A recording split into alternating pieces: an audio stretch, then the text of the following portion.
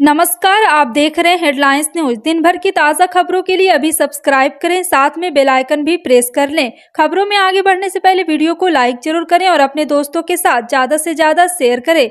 और आप किस राज्य शहर से न्यूज को देख रहे हैं कमेंट में जरूर लिखें। बता दें, अगर आपके नाम पर किसी ने मोबाइल कनेक्शन ले रखा है या आपका फोटो लगाकर कोई मोबाइल कनेक्शन लिया गया है या आपका मोबाइल फोन खो गया है और उसे आप ब्लॉक नहीं कर पा रहे हैं, अब यह सब काम चुटकियों में होगा। इसलिए सरकार ने एक विशेष पोर्टल संचार साथी की शुरुआत की है। केंद्रीय संचार, इलेक्ट्रॉनिक और आईटी के रेलवे मंत्री अश्विनी वैष्णव ने यहां पर संचार साथी नामक एक नागरिक केंद्रित पोर्टल लॉन्च किया है। पोर्टल का उद्देश्य मोबाइल कनेक्शन और दूरसंचार संबंधित विभिन्न सुधार और सेवाएं प्रदान करने की है। एनसीपी के फायर ब्रांड नेता नवाब मलिक की मुश्किलें कम होने का नाम नहीं ले रही। उनकी न्यायिक हिरासत 14 दिन के लिए फिर से बढ़ गई है। जी हां, आपको बता दें कि इसके तहत अब उनको 30 मई तक जेल में ही रहना होगा और मलिक बीते साल 23 फरवरी 2022 से जेल में है। फिलहाल वो कोर्ट से आदेश लेकर कुर्ला इलाके के एक प्राइवेट हॉस्पिटल में अपना इलाज करा रहे हैं। बॉम्बे हाई कोर्ट में उनकी जमानत याचिका पर सुनवाई लंबित है। बागेश्वर धाम के पंडित धीरेन्द्र शास्त्री बीते 13 मई को बिहार पहुंचे। बिहार के नौबतपुर में आयोजित हनुमंत कथा में जुटने वाले भक्तों और समर्थकों की भीड़ से बहुत खुश है। पहले ही दिन बाबा बागेश्वर धाम से मिलने के लिए भक्त उत्सुक है। उनका कार्यक्रम 17 मई तक चलने वाला है। बिहार में इस भीषण गर्मी के बीच लोगों की भारी भीड़ जुटने की वजह से रविवार को कई लोगों की तबीयत बिगड़ गई, कुछ लोग बेहोश हो गए। ऐसे में बाबा बागेश्वर धाम ने किसी अनहोनी की आशंका जताई है। पीएम नरेंद्र मोदी ने मंगलवार को 71,206 युवाओं को नियुक्ति पत्र बांटे। पीएम ने वर्चुअल मोड के जरिए ये नियुक्ति पत्र बांटे। इस दौरान उन्होंने कहा है कि पहले की धीमी और ऑफलाइन नियुक्ति प्रक्रिया को खत्म कर रोजगार मेले के जरिए तकनीक आधिकारिक और समयबद्ध भर्ती प्रक्रिया अपनाई गई, जो सरकारी नियुक्तियों की प्रक्रिया को तेज, सरल और पारदर्शी बनाती है। उन्होंने कहा है कि बीते 9 वर्षों में केंद्र सरकार ने सरकारी भर्ती प्रक्रिया को ज़्यादा तेज करने और ज़्यादा पारदर्शी, निष्पक्ष बनाने को भी प्राथमिकता दी है। आज आवेदन करने से लेकर नतीजे आने तक की पूरी प्रक्रिया ऑनलाइन हो गई है। माध्यमिक शिक्षा बोर्ड हरियाणा 10वीं का रिजल्ट 2023 जारी कर दिया गया। परीक्षा में शामिल हुए छात्र ऑफिशियल साइट पर bses.org.in पर जाकर अपना स्कोर कार्ड चेक और डाउनलोड कर सकते हैं। परीक्षा में 2,86,425 विद्यार्थी प्रविष्टि थे, जिनमें से 1,87,401 उत्तीर्ण हुए, जिसमें से 37,342 परीक्षार्थी के कंपार्टमेंटल आई तथा 61,682 परीक्षार्थी अनुत्तीर्ण रहे। शिवराज कैबिनेट की बैठक में लाडली बहना योजना की राशि को मंजूरी दे दी गई। इसके अलावा भी कई अन्य फैसलों में आज की बैठक में मुहर लगाई गई। वहीं सीएम शिवराज अपने मंत्रियों के साथ द केरला स्टोरी फिल्म देखने भी जाएंगे। आज की बैठक में यहां पे शिवराज सरकार ने महत्वाकांक्षी लाडली बहना योजना के बजट को भी स्वीकृति दे दी। शिवराज सरकार ने एक महीने में 1250 करोड़ रुपये महिलाओं के खाते में ट्रांसफर करने का निर्देश जारी कर दिया। बता दें कि प्रदेश की 1,33,25,000 से ज्यादा महिलाओं ने इस योजना के लिए रजिस्ट्रेशन कराया, जिसका लाभ इन महिलाओं को मिलेगा। केंद्रीय सड़क एवं परिवहन मंत्री नितिन गडकरी को धमकी मिलने का सिलसिला थमने का नाम नहीं ले रहा है। उनके नागपुर स्थित जनसंपर्क कार्यालय पर कई बार जान से मारने और कार्यालय को उड़ाने समेत कई धमकियां आ चुकी है। इस बार उनके दिल्ली आवास पर किसी ने फोन करके जान से मारने की धमकी दी। इस बारे में उनके कार्यालय ने दिल्ली पुलिस को सूचना दी, जिसके बाद हड़कंप मच गया। इस मामले में दिल्ली पुलिस ने बताया कि केंद्रीय मंत्री नितिन गडकरी के आवास पर जाने से मरने धमकी मिलने की सूचना मंत्री स्टाफ ने पुलिस को दी थी। पुलिस इस मामले के संभव पहलुओं की जाँच कर रही है। पश्चिम बंगाल के पूर्व मिदनापुर जिले में मंगलवार को एक अवैध पटाखा फैक्ट्री में विस्फोट हो गया। इस हादसे में 7 लोगों की मौत हो गई और कई घायल हुए। यह धमाका एग्रा स्थित फैक्ट्री में हुआ। विस्फोट के बाद घटनास्थल पर धुएं का गुब्बारा देखा गया। स्थानीय लोग विस्फोट में प्रभावित लोगों की मदद के लिए दौड़ पड़े। घायलों को नजदीकी अस्पताल से ले जाया गया। बीजेपी प्रदेश अध्यक्ष ने एग्रा ब्लास्ट की एनआईए जांच की मांग की।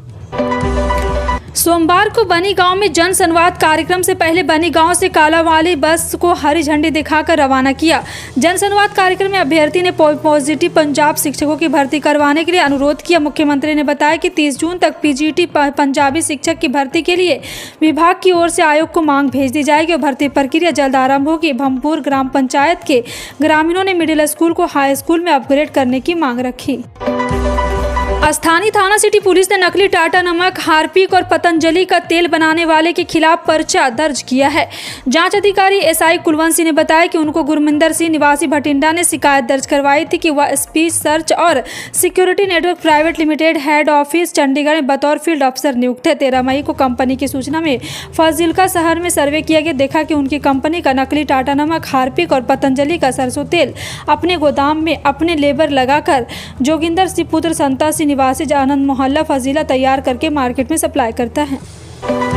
कर्नाटक के मुख्यमंत्री की दौड़ में सिद्धारमैया सबसे आगे चल रहे हैं। डीके शिवकुमार भी है, मगर सिद्धारमैया उनसे भी आगे है।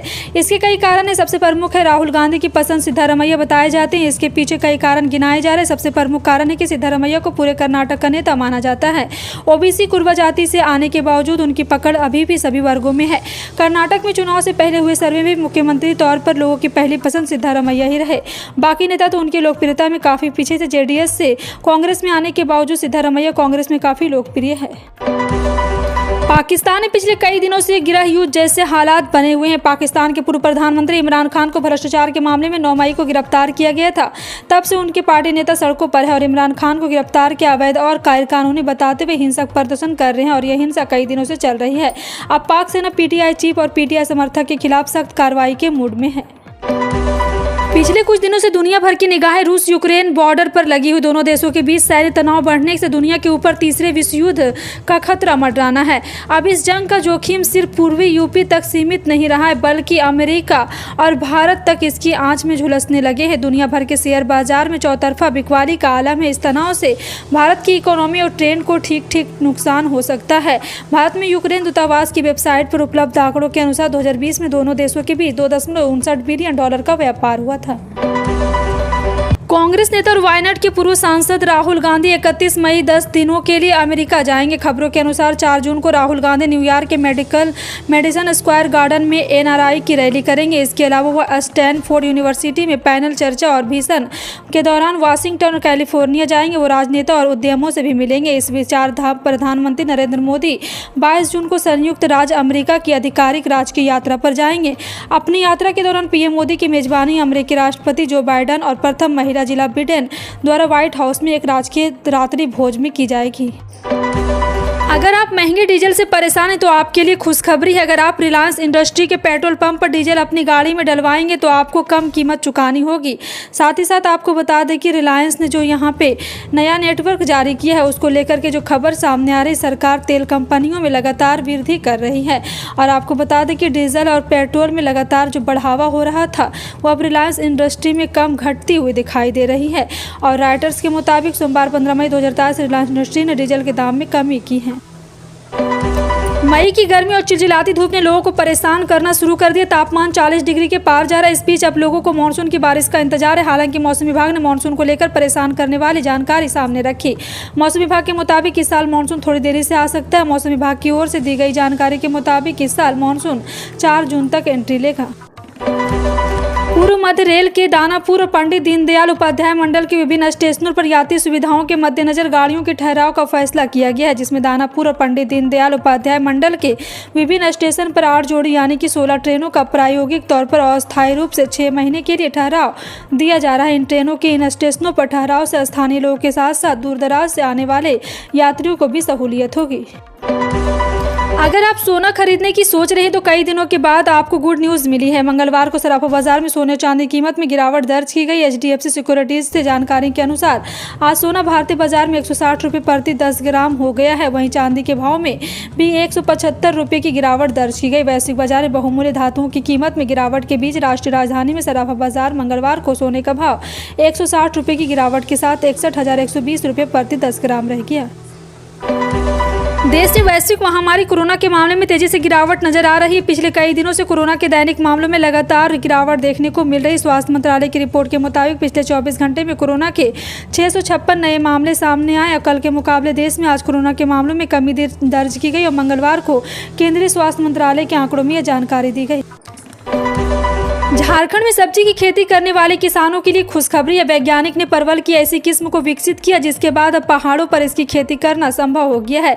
खास बात यह है कि परवल की यह किस्म कम समय में ही तैयार हो जाएगी और पैदावार भी बम्पर मिलेगी। वहीं राष्ट्रीय बागवानी मिशन के तहत अब प्रदेश के कई जिलों में परवल की खेती भी शुरू हो जाएगी। इसके लिए किसानों को ट्रेंड भी किया जाएगा। किसान तक के मुताबिक रांची स्थित भारतीय कृषि अनुसंधान पूर्व मंत्री परांडू के वैज्ञानिकों ने परवल की 3 मई किस्मों को विकसित किया है।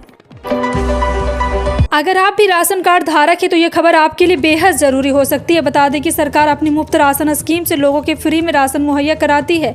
सरकार इस स्कीम को काफ़ी कीमत और कम कीमत में भी लोगों को राशन वितरण करती है। इसके अलावा कई बार ऐसा होता है कि काफ़ी लोग इस स्कीम का लाभ नहीं उठा पाते।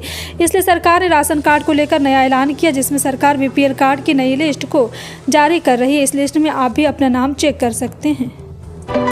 देश में किसानों के लिए चलाई जा रही सरकारी योजनाओं में PM किसान निधि योजना पॉपुलर योजनाओं में से एक है। किसान की आमदनी दोगुना करने के मकसद से सरकार ये योजना चला रही है, जिसमें 6,000 रुपये की राशि मुहैया कराई जाती है। ये रकम सीधे किसान के अकाउंट में ट्रांसफर किए जा रहे हैं। अब किसान योजना में रजिस्ट्रेशन के लिए राशन कार्ड जरूरी कर दिया गया। अगर आप भी किसान योजना के लाभार्थी हैं तो तत्काल ही राशन कार्ड बनवा लें। PM किसान पोर्टल पर राशन कार्ड नंबर दर्ज करवाना भी जरूरी हो गया है। वहीं अगर आपको कोई किसान किसी दूसरे किसान से जमीन लेकर किराए पर खेती करता है तो उसे भी योजना का लाभ नहीं मिलेगा। आपका इन सभी खबरों पर क्या कहना है कमेंट सेक्शन में टाइप करके जरूर बताएं। इसी तरह की पल पल की अपडेट जानने के लिए जुड़े रहें आप अपने हेडलाइंस न्यूज के साथ। मिलते हैं अगली बड़ी खबर में, तब तक के लिए जय हिंद।